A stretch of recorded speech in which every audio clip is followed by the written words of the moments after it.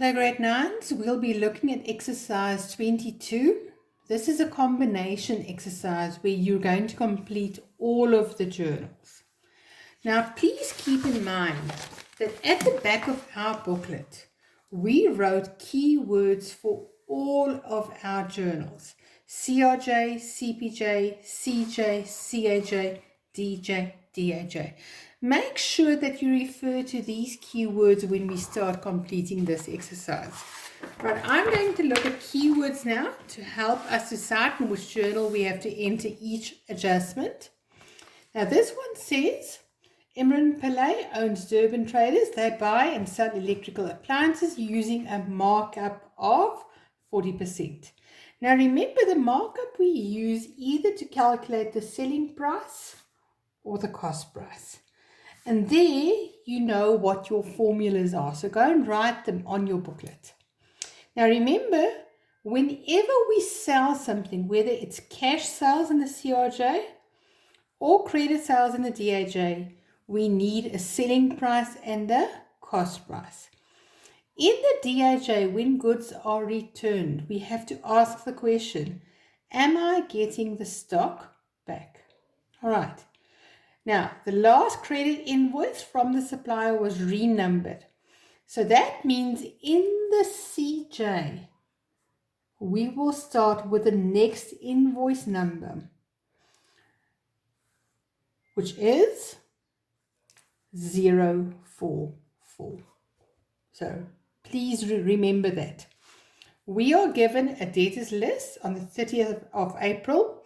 And as I said previously, if I refer to the 30th of April, this is the same as saying on 1 May 2009. So this is what we have for debtors. This is our two debtors and what they owe me on the 1st of May. This is my creditors list on the 30th of April. So I can also say on 1 May 2009. Now these are my two creditors and what I owe them on the 1st of May.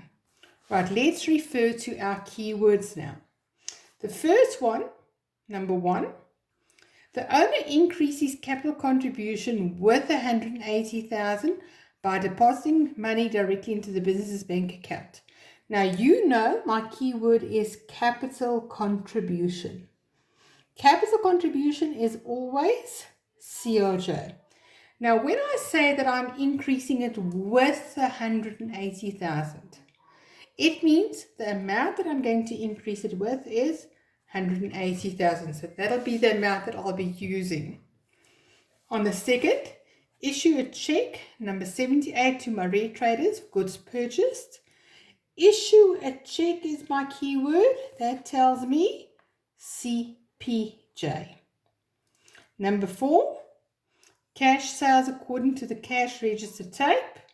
Cash sales is my keyword, and that is CRJ. Now remember, when I see cash sales, they give me an amount, and now we know that amount is my selling price, because if it was my cost price, I would have said that in this adjustment. I would have said the cost price is, I don't say that, so this amount is my selling price. That means for number 4, you still have to calculate the cost price. And that we will calculate using our markup of 40%. Number 6, sold goods on credit to G. Peterson and M. Rashid. Sold on credit tells me DJ. Once again, both of these are given my selling price. So I have to go and calculate the cost price for both of them. Number 7, bought goods from Makru wholesalers, less 10% traders can receive an invoice. Keyword, receive an invoice, tells me creditor's journal.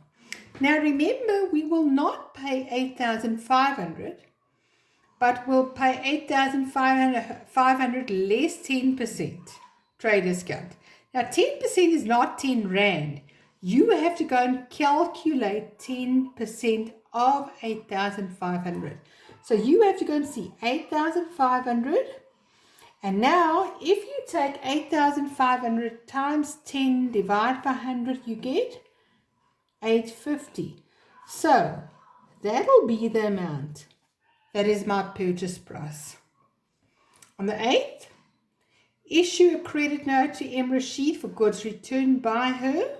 Now remember, Rashid is a debtor. Look at my debtors list. A debtor is returning something, and I'm issuing a credit note. That tells me DAJ. Now remember to ask the question here, am I getting the stock back?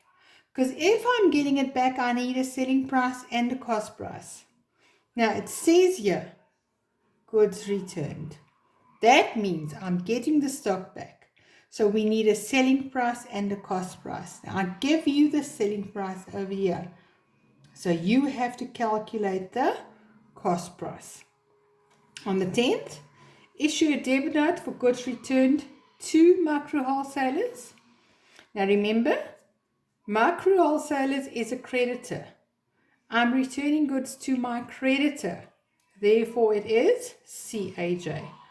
But also, issue a debit note tells me CAJ. On the 11th, issue a receipt to Rashid in part settlement of her account. Issue a receipt tells me CRJ. Credit sales for goods with a cost price of 1120 to G. Peterson. Credit sales we know goes to our DJ. But look at this. There I give you the cost price. Therefore, in this adjustment, you have to calculate the selling price because that's not given. On the 16th, issue a check to micro wholesalers in partial payment. Issue a check. I am paying. Therefore, it is CPJ. I'm paying macro. I'm paying my creditor. So that'll be my contra account here.